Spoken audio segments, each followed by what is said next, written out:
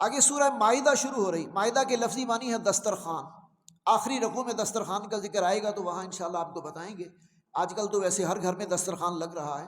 یہ حضرت عیسیٰ علیہ السلام کے ماننے والوں نے مطالبہ کیا تھا کہ ہمارے لیے آسمان سے دسترخوان آئے تو پھر ہم مانیں گے کہ آپ اللہ کے نبی اور رسول ہیں. ایسے ایسے مطالبے لوگ نبیوں سے کرتے رہے کہ جو بظاہر احمقانہ لگتے تھے، لیکن پھر اللہ کی بھی ایک سنت ہے، اللہ کی بھی ایک سنت ہے معجزات کے حوالے سے. جو قوم کوئی منہ مانگا معجزہ طلب کرتی ہے، منہ مانگا معجزہ، اللہ وہ معجزہ دکھانے کے لیے تیار ہو جاتے ہیں اور نبی کو پیغام دے دیتے ہیں، اس وقت کے رسول کو، نبی کو پیغام دے دیتے ہیں کہ ہم یہ معجزہ دکھا دیں گے، لیکن اگر اس معجزے کے بعد بھی یہ لوگ ایمان نہ لائیں تو پھر ان کی مہلت ختم ہے، پھر ان پر عذاب آ جائے گا. اس لیے مکہ والے نبی صلی اللہ علیہ وسلم سے بڑا مطالبہ کرتے رہے کہ کوئی معجزہ دکھایا جائے، معجزہ دکھایا جائے. نبی صلی اللہ علیہ وسلم نے نہیں کیا ایسا، اور آپ نے اللہ سے ایک آدھ دفعہ مطالبہ کیا لیکن اللہ نے آگے سے سرزنش فرمائی نبی اکرم صلی اللہ علیہ وسلم کے حوالے سے بھی کہ نبی اگر یہ معجزہ جو مانگ رہے ہیں ان کو دکھا دیا جائے پھر بھی یہ ایمان نہ لائیں تو پھر ہلاک کر دیے جائیں گے. پھر اس کے بعد اللہ کے رسول صلی اللہ علیہ وسلم نے یہ تقاضا چھوڑ دیا. اچھا، اب یہ سورہ مائدہ، اس کے بارے میں اللہ کے رسول صلی اللہ علیہ وسلم نے فرمایا، بڑی خوبصورت حدیث ہے، یہ بہقی شریف میں ہے. آپ نے فرمایا علموا رجالکم سورۃ المائدہ وعلموا نساءکم سورۃ النور. اپنے مردوں کو سورہ مائدہ سکھایا کرو اور اپنی عورتوں کو سورہ نور سکھایا کرو. ان دونوں میں حلال و حرام کے بڑے اہم مسائل ہیں جو بیان کیے گئے، کھانے پینے کے حوالے سے، باقی چیزوں کے حوالے سے، اور سورہ نور کے اندر ستر و حجاب کے حوالے سے جو پردے کے احکامات ہیں وہ بیان کیے گئے ہیں. تو اس لیے اللہ کے رسول نے فرمایا کہ مردوں کو، اس لیے کہ زیادہ تر کمائی کا تعلق مردوں سے ہے، جو کچھ مرد لے کر آئیں گے عورتیں وہی کھائیں گی، وہی پکائیں گی، وہی لیں گی، تو یہ سارا معیشت کی بھاگ دوڑ یہ ساری مردوں کے حوالے سے. تو میں اس حوالے سے چاہتا ہوں کہ میں ان کا باقاعدہ پہلے 2 رکوع جو ہے خاص طور پر ان کا صرف ترجمہ میں کر دوں آپ کے سامنے، اس کے بعد جو ہے وہ انشاءاللہ پھر اگلی نشست میں خلاصے کی طرف میں آؤں گا. ابھی یہ 2 رکوع جو ہے وہ میں صرف ترجمہ کروں گا، زیادہ ٹائم اس پر نہیں لگے گا انشاءاللہ. یا ایھا الذین آمنوا، اے ایمان والو، اوفوا بالعقود. پہلا مطالبہ براہ راست کیا ہے اہل ایمان سے؟ پورے کرو عہد، جو عہد بھی کرو کسی سے اس کو پورا کرو. ہماری پوری زندگی معاہدوں کے اندر جکڑی ہوئی ہے. ہم اللہ سے بھی قول و قرار کر کے آئے ہیں، عالم ارواح میں بھی کر کے آئے ہیں، اور روزانہ نماز کے اندر، ہر نماز کے اندر بھی کرتے ہیں. ایاک نعبد و ایاک نستعین، یہ قول و قرار ہے جو ہم اللہ کے ساتھ کرتے ہیں. اور عالم ارواح میں اللہ نے پوچھا تھا الست بربکم، کیا میں تمہارا رب ہوں کہ نہیں؟ سب نے اقرار کیا تھا کہ ہاں، قالوا بلا کہہ کر کہ کیوں نہیں، آپ ہمارے رب ہیں. تو جب مان کے آئے تو پھر دنیا میں آ کے کیوں بھول گئے؟ دنیا میں آ کے اپنے رب کو کیوں بھول گئے؟ اپنے رب کی بندگی کے تقاضے کیوں بھول گئے؟ تو یا ایھا الذین آمنوا، اے ایمان والو، اوفوا بالعقود، پورا کرو عہد. احلت لکم بہیمۃ الانعام، حلال کر دیے گئے تمہارے لیے مویشی چوپائے، یعنی 4 ٹانگوں پر چلنے والے، چرنے والے جانور. الا ما یتلی علیکم، سوائے اس کے کہ جو تمہیں پڑھ کر سنائے جا رہے. حرام کون سے ہیں وہ یہاں بیان کر دیے گئے. حلال بہت کچھ ہے، سارے حلال ان کا ذکر نہیں. حلال و حرام کے حوالے سے ایک اصول ہے، وہ یہ ہے کہ دیکھو سب حلال ہے. اب سب حلال کا مطلب کیا ہے؟ حلال بہت زیادہ ہے، حرام گنتی کی چیزیں ہیں، اور جو گنتی کی چیزیں حرام ہیں ان میں سے اکثر کا یہاں ذکر آ رہا ہے. اب وہ کون کون سی ہیں؟ الا ما یتلی علیکم غیر محل الصید وانتم حرم، نہ سمجھنے والے ہو شکار کو حلال جبکہ تم حالت احرام میں ہو.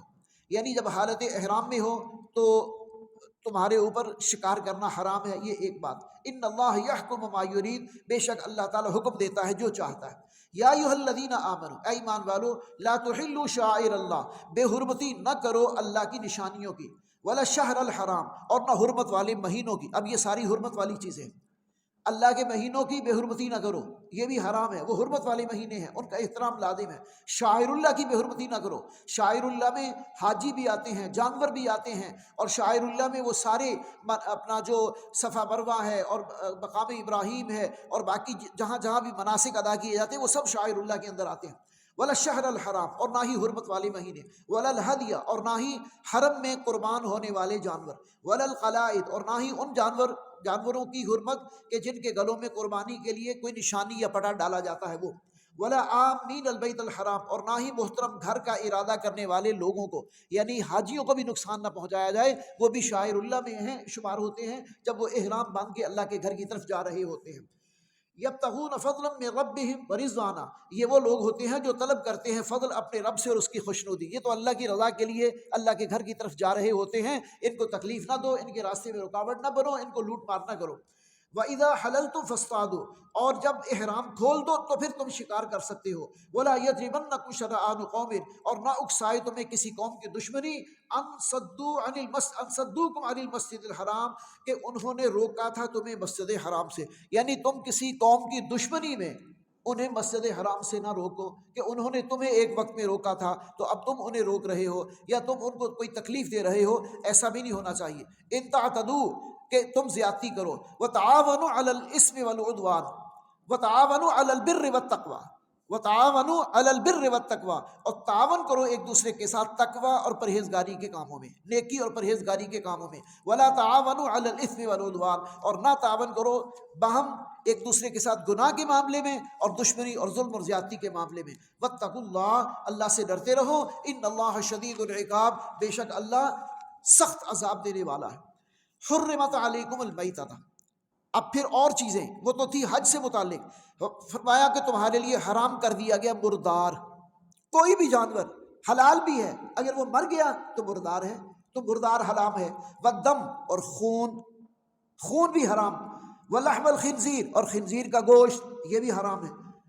وما اہل بہ لغیر اللہ، اور وہ کہ پکارا جائے اس پر اللہ کے سوا کسی اور کا نام، کوئی چیز جس کے اوپر اللہ کے سوا کسی اور کا نام، کہ یہ فلاں کا بکرا، یہ فلاں کی دیگ، یہ فلاں کا خیرات، یہ فلاں کا، اور پھر باقاعدہ اس کو وہاں جا کر جو ہے وہ دیا جاتا اور کیا جاتا ہے، اللہ نے واضح طور پر اس کو حرام قرار دیا۔ جو کچھ بھی صدقہ خیرات کرنا ہے وہ فی سبیل اللہ ہونا چاہیے، یہ نیت ہو سکتی ہے کہ اس کا ثواب اللہ دوسرے کو پہنچا دے، وہ اس کے لیے دعا کر دیں آپ۔ خیرات فی سبیل اللہ ہوگی، صدقہ فی سبیل اللہ ہوگا، بکرا ہے تو فی سبیل اللہ ذبح کیا جائے گا، دیگ ہے تو فی سبیل اللہ چڑھائی جائے گی، اس کے ثواب کی نیت آپ کر لیں کہ یہ اللہ ہماری طرف سے بطور تحفہ کسی بزرگ تک پہنچا دے، ہمارے والدین تک پہنچا دے، ہمارے عزیزوں تک پہنچا دے، اس کی توقع رکھی جا سکتی ہے کہ اللہ اپنی رحمت سے یہ ثواب ان تک پہنچا دے گا۔ منسوب ان کی طرف کرنا یہ کفر ہے اور شرک ہے، اس سے منع کیا گیا۔ اچھا، اس کے بعد فرمایا والمنخنقۃ، اور وہ جانور کے جو گلا گھٹ کے مر جائے، والموقوذۃ، اور وہ جانور کے جو چوٹ لگ کے مر جائے، والمتردیۃ، اور وہ جانور کے جو گر کر مر جائے، بلندی سے گرے، یعنی پہاڑ سے کوئی گر گیا، چھت سے کوئی گرا اور گر کے مر گیا اور آپ کو اسے ذبح کرنے کا موقع نہیں ملا، وہ مر گیا، تو یہ سب حرام ہے۔ والنطیحۃ، اور سینگ لگ کے کوئی مر جائے، سینگ بکریاں یا جانور آپس میں لڑتے ہیں، سینگ ایسی جگہ پر لگا کہ وہ تڑپ کے ایک دم مر گئی اور آپ کو ذبح کرنے کا اور سنبھلنے کا موقع ہی نہیں ملا، تو وہ بھی سب حرام ہے۔ وما اکل السبع، اور جسے کھا جائے کوئی درندہ، کسی درندے نے کسی جانور پر حملہ کیا اور اس کو مار دیا اور اس کا کچھ حصہ کھا لیا، یہ بھی حرام ہے۔ الا ما ذکیتم، سوائے اس کے جسے تم ذبح کر لو، یعنی تم اس حالت میں کسی کو دیکھا کہ جنگلی جانور نے حملہ کیا اور وہ زخمی ہوا اور آپ پہنچ کے آپ نے اسے چھڑا لیا اور ابھی وہ تڑپ رہا ہے، آپ نے اس کو تکبیر پڑھ کے ذبح کر لیا، اب جس طرف سے جانور نے منہ لگایا ہے درندے نے، وہاں سے آپ تھوڑا چھوڑ دو، باقی حلال ہے، جائز ہے، آپ کھا سکتے ہو، فائدہ اٹھا سکتے ہو۔ وما ذبح علی النصب، اور جسے ذبح کیا گیا ہو آستانوں پر، یہ جو دوسری جگہوں پر لے جا کر، فلاں پیر کے دربار پر جا کر ہی بکرا ذبح کرنا ہے، فلاں پیر کے دربار پر جا کر ہی جو ہے وہ دیگیں چڑھانی ہے، یہ آستانے، یہ آستانوں پر جا کر چڑھانا، اور بھائی اگر فی سبیل اللہ ہے تو اپنے گھر میں بھی کرو گے تو ثواب ان تک پہنچ جائے گا، اور وہاں جا کے اگر کرو گے تو اس سے اللہ نے منع کیا، جو وہاں جا کر وَأَن تَسْتَقْسِمُوا بِالْأَزْلَامِ، اور یہ کہ تم تقسیم کرو تیروں کے ذریعے سے اپنے مال کو۔ اچھا، یہ بھی عربوں کے اندر دور جاہلیت میں ایک رسم تھی کہ وہ جو مال ہوتا نا اس کے حصے بناتے، یہ ہمارے بتوں کا حصہ، یہ بیت اللہ کا حصہ، یہ فلاں بت کا حصہ، یہ فلاں کا حصہ، یہ فلاں کا حصہ، اور پھر تیر چلاتے۔ اچھا، جب تیر ان کے جو ہیں وہ اگر تو اس میں ان کے بتوں کا حصہ زیادہ بچ جاتا اور اللہ کا یعنی بیت اللہ کا حصہ کم ہو جاتا تو وہ خوش ہوتے، اور اگر بیت اللہ کا حصہ زیادہ بن جاتا اور ان کے بتوں کا، تو وہ بیت اللہ کا حصہ جو ہے وہ کاٹ کے اپنے بتوں کو دے دیتے تھے، کہتے تھے اللہ تو بے نیاز ہے۔ اللہ کے بے نیاز، اللہ کو کیا ضرورت ہے ان کے بتوں کو؟ وہ بتوں کے نام کا حصہ زیادہ مقرر کر لیتے تھے، اللہ کے نام کا حصہ اس طرح وہ فال کے تیر اس کے ذریعے سے وہ تقسیم کرتے تھے، اٹکل پچو کے ذریعے سے۔ تو یہ باتیں بھی ساری بے بنیاد اور غلط ہیں، اس طرح نہیں، اس کی صحیح بنیادوں پر تقسیم ہونی چاہیے، یا جو ہے وہ بغیر کسی جو ہے وہ سمجھ بوجھ کے اس کو ذالکم فسق، یہ ساری باتیں نافرمانی کا ایک جملے میں کہہ دیا گیا۔ اب آگے اب دیکھیں حلال و حرام کے کتنے مسائل، ابھی 2 آیتیں ہیں جو پڑھی جا رہی ہیں۔ الیوم یئس الذین کفروا من دینکم، اے ایمان والو آج کافر تمہارے دین کے بارے میں مایوس ہو گئے۔ دین نے ایک ایک چیز کھول کے بیان کر دی، حلال و حرام بیان کر دیے، عبادات کا نظام بیان کر دیا، حلال اللہ نے کس کو حلال کیا کس کو حرام کیا، یہ ساری چیزیں واضح ہو گئی۔ تو کافر تو مایوس ہونے تھے کہ بھئی اس دین میں ہمارے لیے کوئی اسپیس نہیں ہے، ہم تو اپنے بتوں کو بھی راضی رکھنا چاہتے ہیں اور بیت اللہ کا بھی طواف کرنا چاہتے ہیں، اسی لیے تو 360 بت بھی رکھے ہوئے ہیں اور طواف بھی کر رہے ہیں، اسی لیے تو وہ بتوں کے نام کے چڑھاوے بھی چڑھاتے ہیں اور خانہ کعبہ کے اندر آ کر بھی عبادت کرتے ہیں۔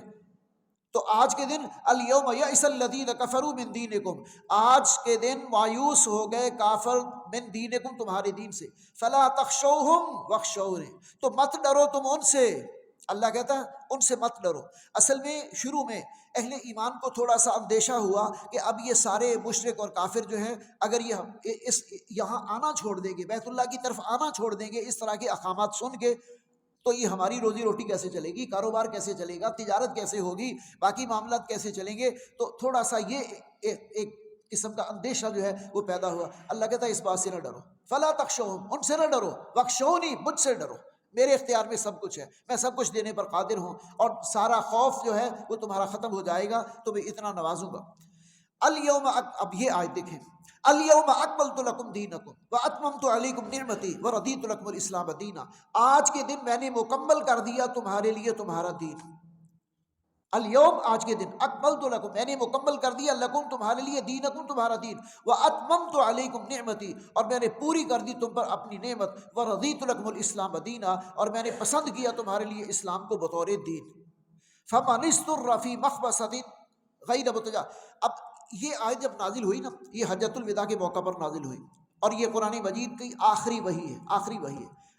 اور جب علماء یہود کو یہ پتہ چلا، انہوں نے کہا کہ اگر یہ آیت کہیں تورات میں نازل ہوتی تو ہم جس دن یہ نازل ہوئی ہے اس دن کو اپنا عید کا دن مقرر کرتے، یعنی اتنی کہ اللہ نے ہمارے لیے ہدایت نامہ مکمل کر دیا، دین مکمل کر دیا، شریعت مکمل کر دی۔ اب اس کا مطلب کیا؟ دین مکمل ہو گیا، اب کسی اور دین کی ضرورت نہیں، دین مکمل ہو گیا، اب کسی اور نبی اور رسول کی ضرورت نہیں، سارے دروازے بند، دین ہر اعتبار سے مکمل ہو گیا۔ تو حضرت عمر رضی اللہ تعالیٰ عنہ نے فرمایا کہ تم تو ایک خوشی کی بات کرتے ہو، ہمیں تو 2 گنا خوشی ہوئی جس دن یہ آیت نازل ہوئی، اس دن جو ہے وہ حج تھا اور حج اکبر تھا، جمعے کا دن بھی تھا، حج بھی تھا اور جمعے کا دن بھی تھا، تو ہمیں تو 2 گنا خوشی ہوئی اس آیت کے نازل ہونے پر، ہم نے اس کو اس طریقے سے منایا۔ وَأَتْمَمْتُ عَلَيْكُمْ نِعْمَتِي وَرَضِيتُ لَكُمُ الْإِسْلَامَ دِينًا فَمَنِ اضْطُرَّ فِي مَخْمَصَةٍ، پس جو کوئی ہو جائے لاچار بھوک سے۔ اب استثناء ہے، دیکھیں قانون کتنا بھی سخت بنایا جائے اس میں ایکسیپشن ضرور ہوتی ہیں لوگوں کو فیسیلیٹیٹ کرنے کے لیے۔ قانون کس لیے بنایا جاتا ہے؟ انسانوں کے لیے بنایا جاتا ہے۔ جب اس میں انسانی جان کو خطرہ پیدا ہو جائے تو اللہ اپنے قانون میں لچک پیدا کر دیتے ہیں۔ اب اللہ نے تھوڑی سی لچک پیدا کی ہے، وہ کیا ہے؟ فَمَنِ اضْطُرَّ فِي مَخْمَصَةٍ، جو کوئی بھوک سے لاچار ہو جائے، مجبور ہو جائے، غیر متجانف لِإِثْمٍ، نہ مائل ہونے والا ہو گناہ کی طرف، فَإِنَّ اللَّهَ غَفُورٌ رَحِيمٌ، تو بس بے شک اللہ غفور الرحیم ہے، بخشنے والا ہے۔ یعنی اگر وہ اپنی جان بچانے کے لیے تھوڑا سا کسی حرام میں سے جو اسے میسر ہو اپنی جان بچانے کے لیے کھا لے گا تو اللہ غفور الرحیم ہے، اللہ اس کی مجبوری کو اور اس کی پریشانی کو جو ہے وہ جانتا ہے۔ یسألونک ماذا احل لہم، اے نبی وہ آپ سے سوال کرتے ہیں کہ اللہ نے کن چیزوں کو حلال کیا، قل کہہ دیجئے احل لکم الطیبات، ساری پاکیزہ چیزیں اللہ نے تمہارے لیے حلال کی ہیں۔ ذرا اندازہ تو لگاؤ، سارے پرندے حلال سوائے ان کے جو وحشی ہیں، سارے جانور حلال سوائے ان کے جو وحشی ہیں، ساری سبزیاں حلال، سارے پھل حلال، گنو ایک ایک پھل کی کتنی ورائٹی، اور حرام تو گنتی کے ہیں جن کو گن کے بتایا جا سکتا ہے۔ تو اللہ نے تمہارے لیے، قل کہہ دیجئے احل لکم الطیبات، حلال کر دی اللہ نے تمہارے لیے ساری پاکیزہ چیزیں، وما علقتم من الجوارح، اور وہ جو تم سکھلاتے ہو درندوں میں سے، یعنی تمہارا کوئی جانور، کتا یا کوئی جانور جو سکھا کر کسی شکاری پر چھوڑتے ہو، کسی پرندے پر یا کسی شکار پر چھوڑتے ہو، وہ اس کو ختم نہیں کرتا، وہ اس کو زندہ پکڑ کے تمہارے پاس لے آتا، تو وہ بھی تمہارے لیے حلال ہے۔ مکلبین، شکاری جانور کو سدھاتے ہوئے، تعلمونہن مما علمکم اللہ، جسے تم نے سکھایا ہے جیسے کہ اللہ نے تمہیں سکھایا، یعنی تم نے کتے کو پہلے ٹریننگ دی، یا کسی بھی جانور کو، باز کو تم نے ٹریننگ دی، اس کے بعد وہ پرندے کو شکار کر کے تمہارے پاس لے کے آیا۔ عرب جو ہے وہ پرندوں کا شکار کرتے ہیں، اور یہ عام لوگ ہمارے ہاں جو ہے وہ جانوروں کے ذریعے سے شکار کرتے ہیں۔ فَكُلُوا مِمَّا أَمْسَكْنَا عَلَيْكُمْ، تو بس تم کھاؤ اس میں سے کہ جو وہ تمہارے لیے روک لیں۔ وَاذْكُرُوا اسْمَ اللَّهِ عَلَيْهِ، اس پر اللہ کا ذکر کرو، یعنی بسم اللہ پڑھ کے اس کو کھاؤ پیو۔ وَاتَّقُوا اللَّهَ، اور اللہ سے ڈرتے رہو۔ إِنَّ اللَّهَ سَرِيعُ الْحِسَابِ، بے شک اللہ تعالیٰ جلد حساب لینے والا ہے۔